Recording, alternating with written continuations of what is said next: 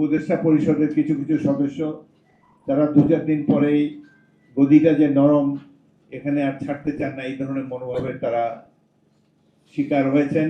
প্রথমত ছিল ছাত্রদের আন্দোলন, কোটা আন্দোলন, হাসিনার দুঃশাসনের ফলেই এটা দেশব্যাপী ছড়িয়ে পড়েছে সরকার হটাও আন্দোলনে, গণতন্ত্র প্রতিষ্ঠার আন্দোলনে। কয়েকটি নির্বাচন গত 15 বছরে অনুষ্ঠিত হয়েছে, প্রত্যেকটাই ছিল জনগণের সাথে প্রতারণা। নির্বাচনের নামে প্রহসন মঞ্চস্থ করেছিল মাফিয়া নেত্রী শেখ হাসিনা। আওয়ামী লীগের এই দুঃশাসনের বর্ণনা সারাদিন করলেও শেষ হবে না।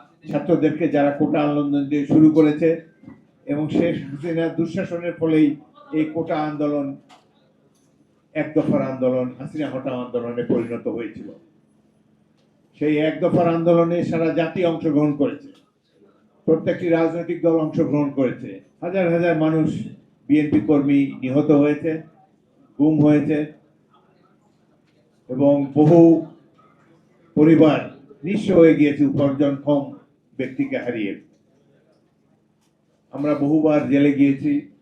আমাদের নেত্রী বেগম খালেদা জিয়া 7 বছর এক নাগাড়ে কারাভোগ করেছেন মিথ্যা অভিযোগের কারণে, তাকে চিকিৎসা পর্যন্ত সেখানে দেওয়া হয়নি। এভাবে প্রত্যেকটি রাজনৈতিক দলের কর্মীরা একসময় এই এক দফার আন্দোলনে শরিক হয়েছিল, যেটি প্রথমত ছিল ছাত্রদের আন্দোলন, কোটা আন্দোলন, হাসিনার দুঃশাসনের ফলেই এটা দেশব্যাপী ছড়িয়ে পড়েছে সরকার হটাও আন্দোলনে, গণতন্ত্র প্রতিষ্ঠার আন্দোলনে। সেই আন্দোলনে বিজয় অর্জন করার জন্য আমি প্রত্যেকটি রাজনৈতিক দলের কর্মীকে এবং বিশেষ করে ছাত্র যুবকদেরকে আন্তরিক অভিনন্দন জানাচ্ছি। 8 তারিখে গত বছর 8ই আগস্ট তারিখে তত্ত্বাবধায়ক সরকার প্রতিষ্ঠিত, একটি নিরপেক্ষ সরকার প্রতিষ্ঠিত হয়েছে, অন্তর্বর্তীকালীন সরকার।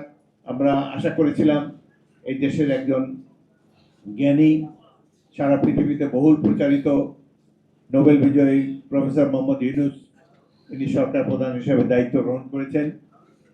আমরা একজন যোগ্য মানুষকেই পেয়েছিলাম নেতা হিসাবে।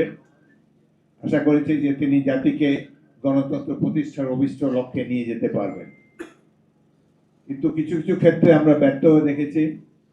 প্রফেসর ইউনূস নিশ্চয়ই চেষ্টা করেছেন আন্তরিকভাবে, কিন্তু উপদেষ্টা পরিষদের কিছু কিছু সদস্য তারা 2-4 দিন পরেই গদিটা যে নরম এখানে আর ছাড়তে চান না, এই ধরনের মনোভাবের তারা শিকার হয়েছেন। কেউ কেউ 5 বছর, কেউ কেউ আরো বেশি দিন ক্ষমতায় থাকার খায়েশ ব্যক্ত করেছেন।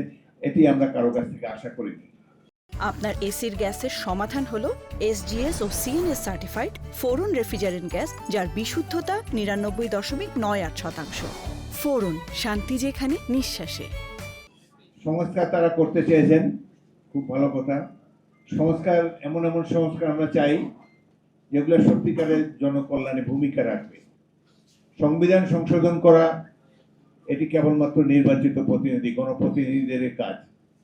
তারা নিশ্চয়ই রূপরেখা দিতে পারেন, কিন্তু এই সংস্কার সম্পর্কে, বিশেষ করে সংবিধানের সংস্কার সম্পর্কে গুরুত্বপূর্ণ ভূমিকা এবং কার্যকর ভূমিকা রাখবেন আগামী দিনে যারা জাতীয় সংসদে নির্বাচিত হয়ে আসবে।